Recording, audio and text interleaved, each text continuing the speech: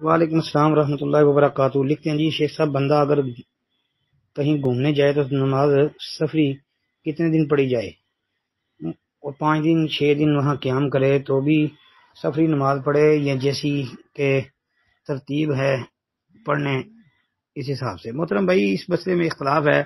بعض علماء تو کافی کو 10-15 دن تک بھی رخصت دیتے ہیں، ایک بات۔ بعض اور بلکہ اکثر اہل علم وہ کہتے ہیں کہ جہاں پر 4 دن ٹھہرنا ہو تو بندہ قصر کر سکتا ہے، اگر 4 دن سے زیادہ آدمی نے کسی جگہ رکنا ہو تو پھر وہ نماز مکمل پڑے گا۔ اکثر اہل علم کا یہ موقف ہے جی۔ بعض کا جو ہے وہ 15 دن تک کا بھی ذکر آتا ہے۔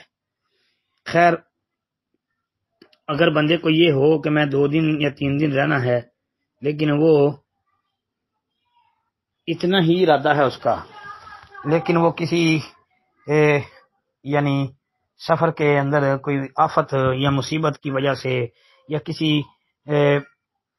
مسئلے میں پھنس گیا ہے کہ آج چلا جاؤں گا، کل چلا جاؤں گا، پھر وہ یہ اتنے دن بھی رہے گا، وہ قصر کرے گا جی۔ اور ایک بات یہ بھی یاد رکھے کہ جب مسافر آدمی مقیم امام کے پیچھے نماز پڑھے گا، پھر پوری پڑھے گا۔ اگر وہ خود اکیلا پڑھتا ہے تو سفر والی نماز پڑھے گا، یا خود وہ امام بن جاتا ہے تو پھر بھی وہ سفر والی نماز پڑھے گا۔ باقی یہ اس بارے میں مزید اہل علم کی تحقیق بھی آپ سامنے رکھ لیں۔ علماء نے اس کے متعلق کافی سارا مواد جمع کیا ہوا ہے، لکھا ہوا ہے۔ السلام علیکم ورحمۃ اللہ۔